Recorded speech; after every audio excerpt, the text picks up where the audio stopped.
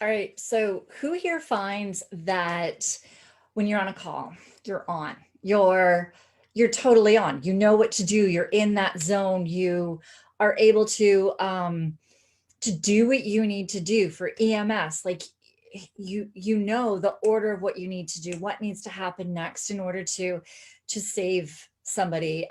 Fire, you guys know exactly what you're doing when you're going in a building. You know where everything goes. You're alert. You're aware of your surroundings. You're totally on top of your game. And then and same for officers. You go in and you are completely aware of your surroundings. You've got control of the situation. I mean, within reason. I'm not saying this every single time, but you're aware, you're in that zone, you're good on a call. And then either for some of you, it's actually even right after the call when you need to be doing your reports, your brain is foggy, or when you're at home. I know for me, it used to happen as soon as I'd walk in the door. It'd almost be like the entranceway of the door. As soon as I'd close the door behind me, I would just feel my whole body just let go. And some days I had trouble taking off my coat and my shoes just to walk in the house. And, but when I was out, I was able to keep that facade up. And what that meant then is when I was in the house, I was thoroughly exhausted. Um, for anybody that knows me, I'm type A. I never stop. I really don't. I'm always doing things. But when I was in my burnout phase, all I wanted to do was sit. My mind didn't. My mind was thinking of all the things I should be doing, all the things I could be doing. And when I was doing things, it would just take me so long and so much energy. Opening the fridge and just trying to compute what was inside the fridge was tough, let alone trying to make a sandwich. Like, honestly, making a sandwich used to be so tough. Trying to get bread, figuring out any toppings to go on it just took all of my energy and would take me like 15, 20 minutes to make a sandwich. And, but the thing is that when I was out in public, when I was training my clients, when I was doing things, I was totally on. Nobody knew. But it always happened when I was at home. And I hear this so much.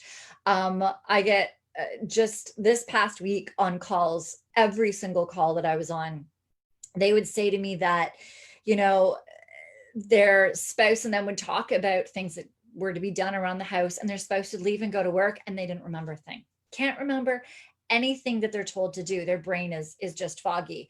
Or they have a list of things to do, they've actually written it down.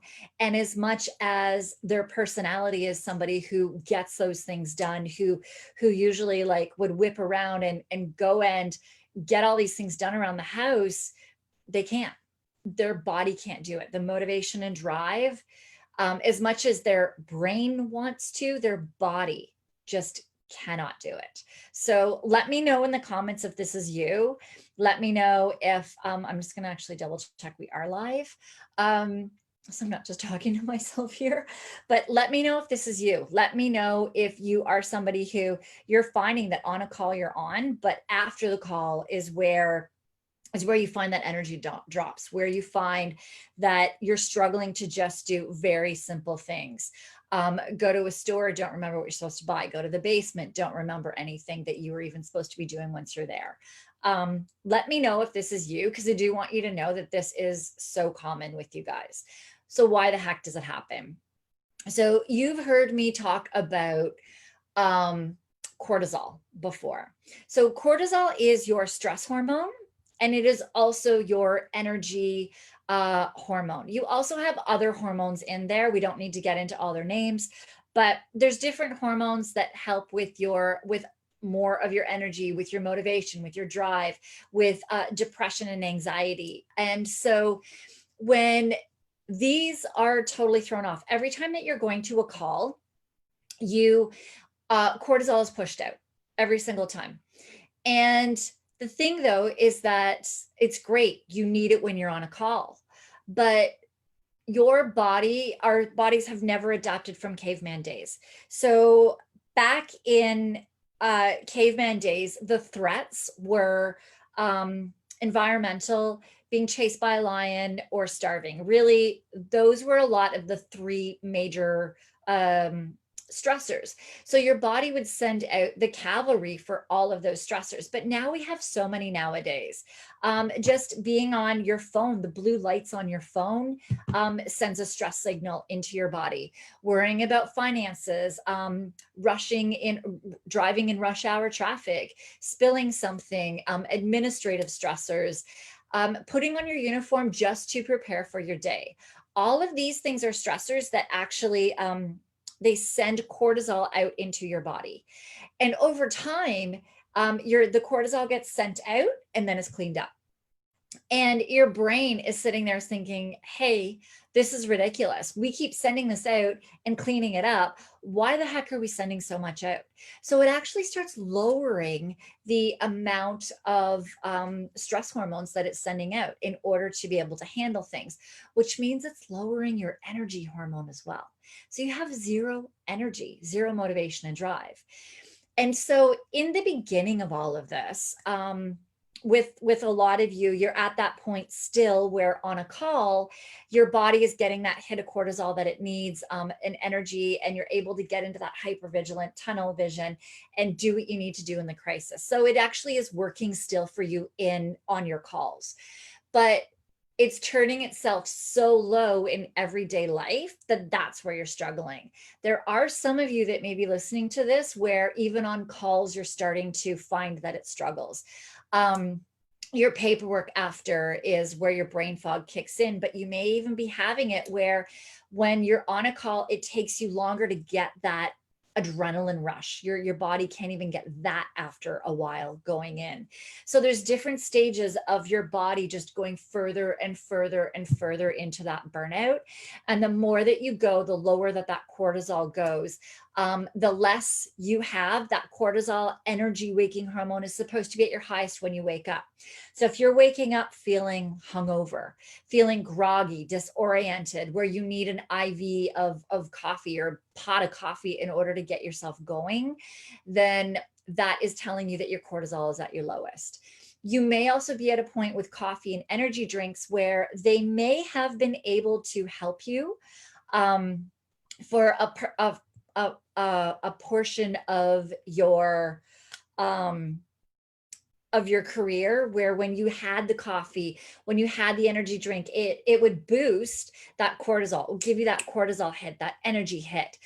And the thing though is that then it lowers. But when your body is in this frame where every time that you get a lot of cortisol rushing in, your brain lowers your cortisol even more. This starts happening from coffee and energy drinks as well. So you might be at the point where the coffee or the energy drink is not giving you a hit anymore. It's not giving you that energy push anymore. And so with that, you might find that the coffee might give you a little bit, get you to here, and then you're crashing even more and you need more of one. And then it gets you a little bit up and then you crash even more. So you keep going through these cycles where your body where it gets to the point where the coffee and energy drink don't help anymore, because that's even pushing you further and further into burnout. Okay. So it's really important to understand that when you're in this state, as much as your mind wants you to, your body just can't at this moment. So Eric, I see you commented that you seem like you just have zero motivation. And Eric, I'm going to ask you. So Eric, just for those of you watching this, Eric's actually in my program. And we've made some changes in the last week and a half. I want an honest answer here, Eric. I don't want you like trying to sell the program or anything, but in the last week and a half, have you noticed any difference in your motivation and your drive a little bit? Have you noticed, because that some of that is coming back a little bit? I know that we still have a ways to go, but are you noticing that a little bit of that is coming back as we've been working with that cortisol hormone of yours and getting it stabilized again? I think that you did mention on our coaching call this week that you're finding that you're awakening with a little bit more energy, and that's lasting you further throughout the day, because your cortisol is raising then. Is that having anything to do yet? Is it helping your motivation yet? I know it's helping your energy, but is it also getting a bit of that motivation going as well? Let me know. Curious for that for everybody that's here. And so most of you that are listening that are not in the program, what you're probably wondering is how the heck do we do this? So there is a, let's see, feeling better overall? Absolutely, yeah. So Eric's totally not where he wants to be. Eric, I think you're a month. I think you're 3 to 4 weeks into the program right now, and you're already noticing that energy boost in the morning. And you're noticing that your motivation is starting to come back. The program is 12 months, guys. So we get you that boost a little bit so that you can start getting a little more motivation and drive to start implementing the steps to fix everything later on. But what we did with Eric is we helped him. We figured out his health history, medications. We go into in depth of the stressors that you've had and stuff, and figure out what is needed specific for you in order to give you that boost to your energy. And it's different for different people. So what Eric was given is different than what some others were also given in the program, based on your symptoms, based on where you're at. If you're in overdrive, burnout, if you're in between the two, they all need different levels, because what's happening to your hormones specifically is different than somebody else based on what stage you're at in that burnout and that overdrive. So what works for one doesn't necessarily work for the other. So we need to get that in and start tweaking that to get those hormones going.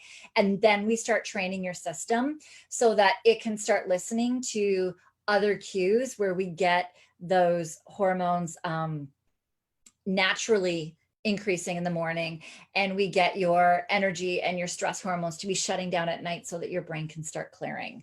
So for those of you that are watching, let me know what questions you have based on this. As mentioned, it's very specific to each one of you as to what the first protocol is for you in order to get those hormones going and get you to start getting out of it, where you start getting that motivation and that drive and that energy and that clearer brain where you are at home.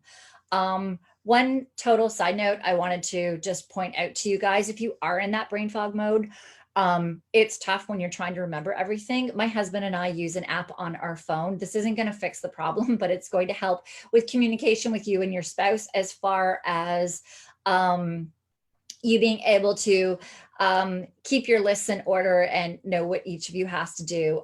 We have an app on our phone called Asana, ASANA. It's free. So Asana, ASANA. And we have a grocery list. We have a Costco list. We have our honey-do list on there as well. So whenever my husband just throws on jobs that he wants to do, you put a date in of when it's due, and the app actually sends him an email when it's due. So I don't have to be reminding him. He ticks it off. I get an email that it's done. So there's no nagging. There's no nothing on either side. Everybody knows it's done. Everybody knows when it's due, all of those things. So that has been a huge saver for us, especially the grocery list, because we can write down groceries at any point in time. Especially with COVID, my husband's out and about. So on his way home without kids, he stops at the grocery store and he ticks off everything on the list that he's bought, but everything that he didn't buy still stays on your list. So you're not having to transfer things over from lists and lose things. Same thing with the honey-do list. You might only do some things, but not all. So they all just carry over. So that Asana on our phones has been a huge saver for us. And it does help clear your brain, especially when you are so foggy. So if you have any questions, let me know. I would love to be able to get you guys to the point where we can start getting those hormones boosted, and then start digging deeper where we get your nervous system realigned so that you're not shifting into that stress state and putting that stress on your body and on your hormones as much, getting your gut realigned and getting everything physically that your stress system needs so that everything is working the way that it should, and it can handle all the crap that you're throwing at you with your job, because your job is not the same as a civilian's job. The stressors that you encounter, you are always going to be pushing your body. So we need to teach you how to be shifting in and out of it. And that takes time. It really does. It takes time and learning, just like in a gym. when you're working your nervous system, it's the same as working your muscles. It takes time to be building up your strength in your muscles and to get to where you want to be in the gym. And it takes time, the same with your nervous system. If you guys have been beating up your nervous system for 10, 15, 20 years on duty, it's going to take a while, which is why the program is a year long as well, is because it takes a while to get that nervous system strong enough, your resting nervous system, so it stops being overpowered by your stress system. So you're not shifting into it all the time and then beating down that cortisol hormone. Okay. There's so many moving parts in this that it really is something that we need to do slowly, step by step, without overwhelming you. So if you want to learn how to do that, reach out. I'm here to help. You can comment on this. If you'd rather do it privately, you can private message me on Facebook, or you can email me at support@911lifestyle.com. And I'm here to help you every step of the way. Okay, take care.